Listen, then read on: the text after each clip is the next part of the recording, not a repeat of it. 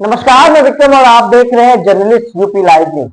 देश दुनिया की तमाम बड़ी खबरों को देखने के लिए हमारे चैनल को तुरंत सब्सक्राइब करें और कमेंट बॉक्स में अपनी अमूल्य राय जरूर दें। आइए आपको दिखाते हैं इस वक्त की सबसे बड़ी खबर। राजनाथ सिंह ने अमेरिका में ऐसे फहराया भारत का परचम। राजनाथ सिंह पहुंचे यूएससी प्रवासी भारतीयों को संबोधित कर रहे थे। विदेश में ऐसे फहराया गया परचम। आपको बता दें, राजनाथ सिंह संयुक्त राष्ट्र अमेरिका प्रवासी भारतीयों को संबोधित करने पहुंचे थे, जहां पर उन्होंने देश का परचम कुछ अलग अंदाज में फहराया। मैं विश्वास के साथ कह सकता हूं कि इंटरनेशनल कम्युनिटी में भारत का स्टेशन बढ़ा है।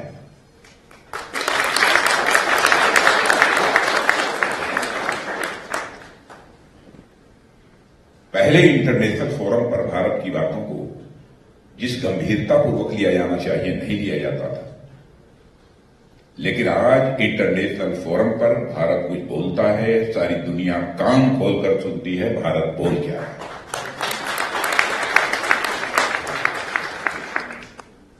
यह भारत की हैसियत बनी है। अब यदि आप जानना चाहते हैं कि होगा आपको भारत के बारे में, तो वहां के डिफेंस मिनिस्टर हैं राजनाथ सिंह, इनका ये परसेप्शन होगा, इसलिए बोल रहे हैं। भारत और दुनिया का ताकतवर देश है।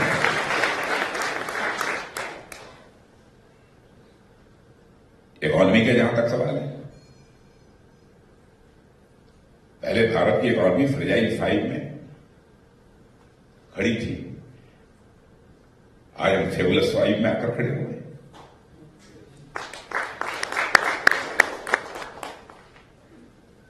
ये बार्गन स्टैनली फर्म कहां की है, बात है यूएस की है। बार्गन स्टैनली ये फाइनेंशियल फर्म है, मैं नहीं कह रहा हूं। बार्गन स्टैनली इसका दावा है कि 2027 आते आते भारत को की इकॉनमी को दुनिया की टॉप 3 कंट्रीज में आने से कोई रोक नहीं सकता। टॉप 3 इकॉनमी जो उन्होंने कहा है, तो आप ये समझ लीजिए कि भारत क्या स्थिति है। और इसमें Bharat one of the fastest growing major economy है।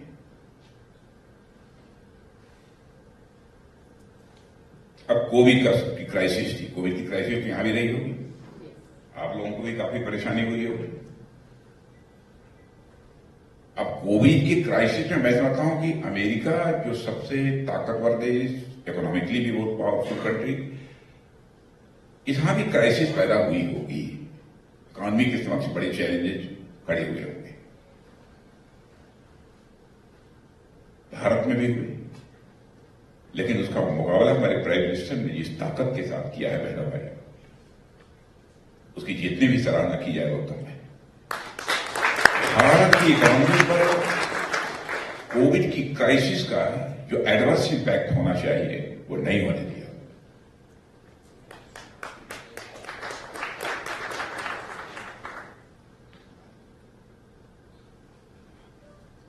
और हमारी इकोनॉमी तेजी के साथ आगे बढ़ रही है। और इन 10 वर्षों के अंदर 25 करोड़ लोगों को पॉवर्टी लाइन से बाहर करने में हमारी गवर्नमेंट ने कामयाबी हासिल की।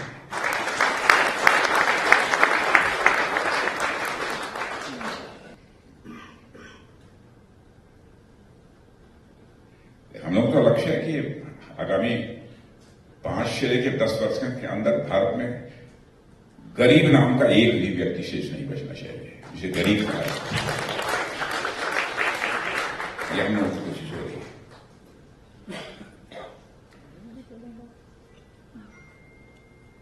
और रेट ऑफ इन्फ्लेशन का जहां तक प्रश्न है, रेट ऑफ इन्फ्लेशन भी भारत में दूसरी कंट्रीज को यदि देखेंगे तो उनके कंपैरिजन में ये काफी कम है।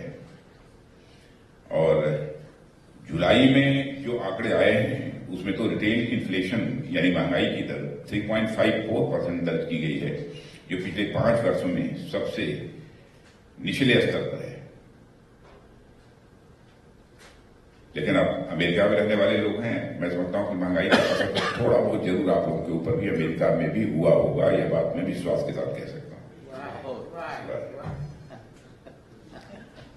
फॉरेन एक्सचेंज रिजर्व यदि किसी कंट्री की इकोनॉमी की स्ट्रेंथ क्या है, ताकत क्या है, इसको ये बतलाता है।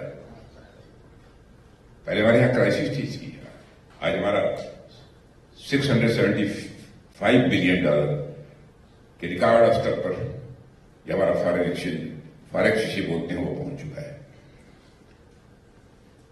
और एक्सपोर्ट भी हमारे देश में जिस तरीके से हो रहा है आप सब लोग अच्छी तरह जानते होंगे। मैं डिफेंस मिनिस्टर हूं। पहले जितने भी डिफेंस इक्विपमेंट्स और डिफेंस रिलेटेड जितने भी आइटम्स हुआ करते थे, तो हम लोग दुनिया के दूसरे देशों से इंपोर्ट करते थे।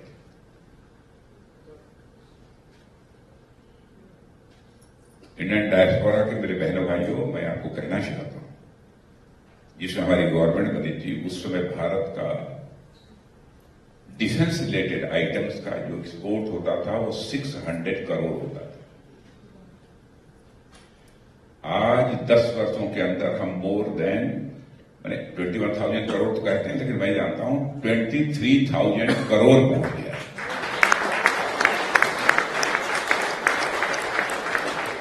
आप ये कहें कैसे होगा? विल पावर चाहिए। आधा काम तो केवल विल पावर से होता है और आधा काम पॉलिसी से होता है, प्लानिंग से होता है। विल पावर ना हो तो आपकी पॉलिसी प्लानिंग सारी धरी रह जाएगी, जिस टारगेट को आप अचीव करना चाहते हैं वो नहीं कर सकते।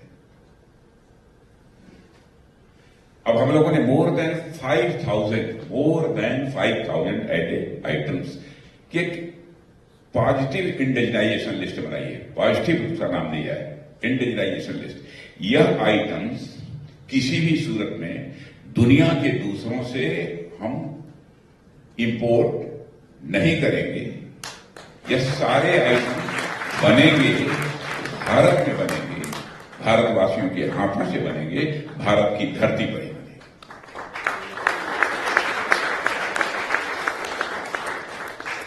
तय कर दिया है, अब भारत में बन रहे हैं। तो पहले इंपोर्ट किए जाते थे, अब उनका इंपोर्ट नहीं हो रहा है।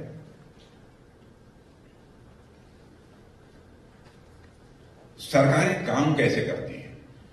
अब ईज ऑफ डूइंग बिजनेस को इंश्योर करने के लिए हमारी सरकार ने एक काम किया, आप कल्पना नहीं कर सकते। हमारे यहां जो 40,000 से अधिक, मोर देन 40,000 कंप्लायंसेज जो थे, जिनके कारण कि किसी काम को होने में कठिनाई होती थी, विलंब होता था, ऐसे 40,000 कंप्लायंसेज को समाप्त कर दिया अथवा उसे सिंप्लीफाई कर दिया। तो बिजनेस में ease of doing but natural है कि वो बढ़ेगी। मैं कुछ उदाहरण आपके सामने इसलिए रखना चाहता हूं कि गवर्नमेंट ने क्या क्या किया है कि भारत में यह परिवर्तन आपको आज देखने को मिल रहा है। इन्वायरमेंटल क्लियरेंसेस, पहले जो लोगों को प्राप्त होते थे तो मिनिमम 600 डेज लगते थे, और मैं जानता हूं कि इन्वायरमेंटल क्लियरेंसेस लेने में केवल 600 डेज नहीं, इससे भी ज्यादा समय लगते थे। आज आपको कोई इन्वायरमेंटल क्लियरेंस लेना है तो विद इन 75 डेज आपको मिलकर रहेगा। सिस्टम में इस तरीके का बदलाव आया है। स्टार्टअप्स की संख्या जो है, हमारी गवर्नमेंट आने के पहले भारत में 400, 500 यही हुआ करती थी, और आज आपको जानकर खुशी होगी कि भारत में स्टार्टअप की संख्या मोर देन 1,20,000 हो गई। और यूनिकॉर्न्स को यदि देखें, जिनकी की पूरी वैल्यूएशन सब मिला लीजिए सब चीजों की लगभग $1 बिलियन के आसपास होती है, मुझे उसे यूनिकॉर्न कहते हैं। यूनिकॉर्न का नंबर देखें तो वो इस समय भारत में अप्रॉक्सिमेटली 120 के आसपास वो भी पहुंच गया है। और केवल हमारे स्टार्टअप इसमें 15 लोगों को जॉब अपॉर्चुनिटी प्रोवाइड कर रहे हैं। स्टार्टअप